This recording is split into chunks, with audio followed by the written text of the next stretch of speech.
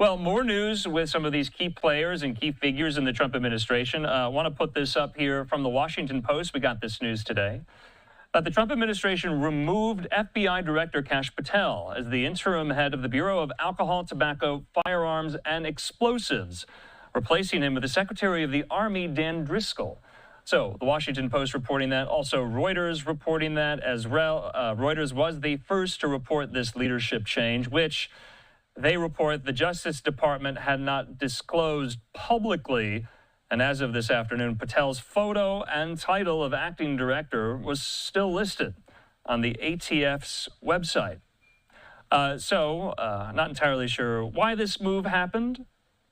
And we'll wait and see whether or not the Trump administration puts up a name that can be Senate confirmed to lead ATF. But for now, Kash Patel losing this in his portfolio, it will now go to the Army Secretary Dan Driscoll. Well, earlier today, we heard from both Patel and the FBI director, or rather the Attorney General, Pam Bondi. They were speaking there in Fort Lauderdale, Florida, holding a news conference at Port Everglades as the Coast Guard readied to offload more than $500 million in illegal drugs. Let's listen to both Bondi and Patel here. Thank you all for being here today. Today's operation is an example of the unprecedented collaboration between the military and the Department of Justice components, working closely with the U.S. Coast Guard. And look at all these great men and women in the Coast Guard. Thank you so much for your dedication. This is a textbook example of the Justice Department supporting the fight against violent crime. These drugs are worth over $500 million. Almost 45,000 pounds of cocaine, pure cocaine, uncut, and 3,800 pounds of marijuana. Congratulations again to the Coast Guard. You have done incredible work, Admiral, and your team, Captain, in securing these drugs. This team, with all the agencies I just mentioned, used drones, aircraft, and ships to interdict the traffickers off the coast of Peru, Ecuador, and the Galapagos Islands. What they did saved countless American lives, countless lives. This cocaine would have been distributed throughout our country and perhaps throughout our world. 11 separate prosecutions will take place as a result of this, and they will be prosecuted in the Middle District of Florida. These defendants will be held accountable for bringing this poison into our country. I always say if we can save one life, we have done amazing work. And today we have saved thousands and thousands of lives as a result of this incredible cooperation. We believe two cartels, CJNG and Sinaloa, were heavily tied to these shipments. This is a major blow to their financial operations and their efforts to distribute drugs throughout our country. It's an example of a prosecutor-led, intelligence-driven approach to stopping these criminal enterprises in their tracks. DOJ and all of the agencies involved will continue to dismantle this transnational criminal organization, lock these criminals up, and keep our country safe. The drugs that you have seen today will no longer destroy lives. They will help us lock up the criminals. Thank you all, and it is my honor to introduce the Director of the Federal Bureau of Investigation, Kash Patel.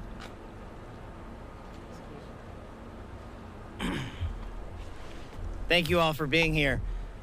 General Bondi, we're here today because of your dedicated leadership to safeguard American lives, because you had the courage to follow President Trump's courage to put our children first and to make sure that the narco traffickers, and make no mistake, this administration has labeled them foreign terrorist organizations, because that's what they are.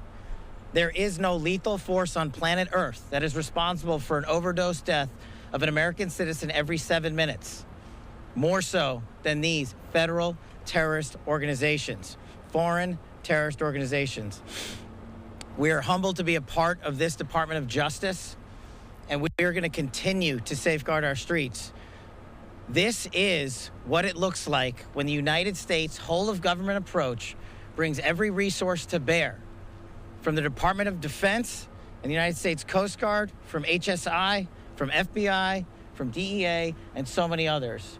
They are going to get all the drugs off the streets, off the markets, and as Attorney General Bondi said, we are going to lock them up. They are no longer going to be free to roam.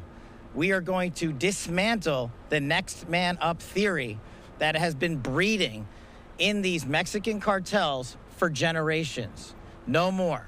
We are here today because of your brave work. The men and women of the FBI that I lead, I'm humbled and honored to be here in South Florida, where I spent so much of my career before I moved to Washington, D.C.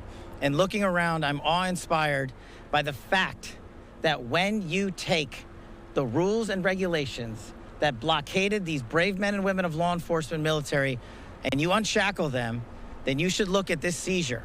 And you should see how much it multiplies and see how many children and how many young adults and how many adults' lives that we have just saved.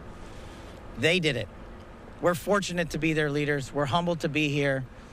And you will see this happen across the country, because this is not a one-off for General Bondi.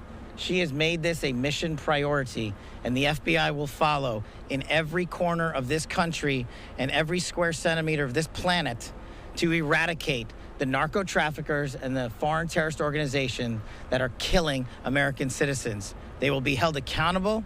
We will take preventive measures, and we will scour the ends of the earth to find every single one of them. Thank you so much for being here today.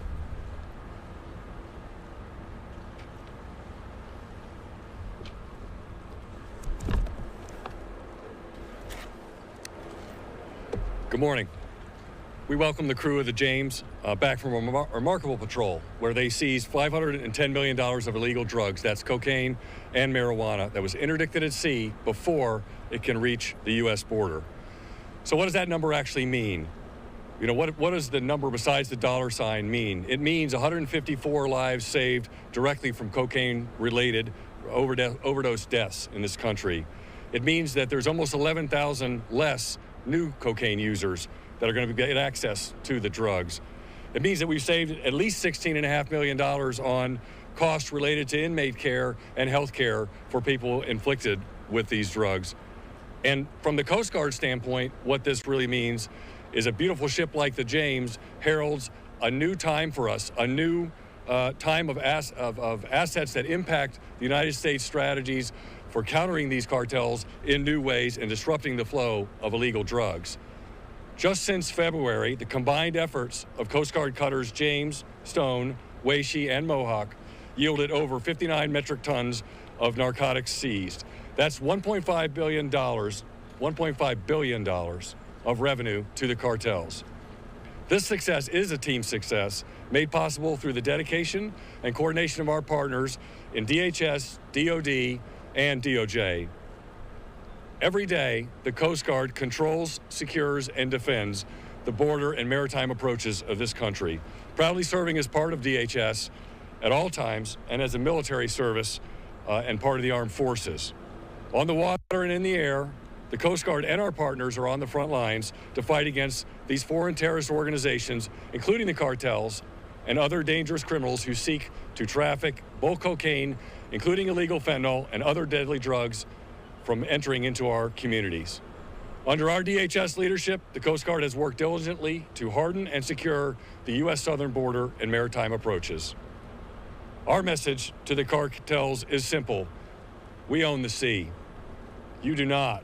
We will find you, we will hunt you down, we will stop you before you reach our border, before you can smuggle these drugs into our country.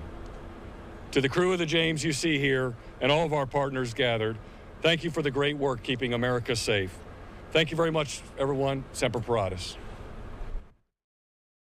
Okay, so officials there with the Coast Guard alongside FBI Director Kash Patel and the Attorney General of the United States, Pam Bondi, there in Port Everglades and Fort Lauderdale, announcing just this massive illegal drug bust. The quantities of illegal drugs there confiscated as contraband, it's really hard to wrap your head around. $509 million worth there.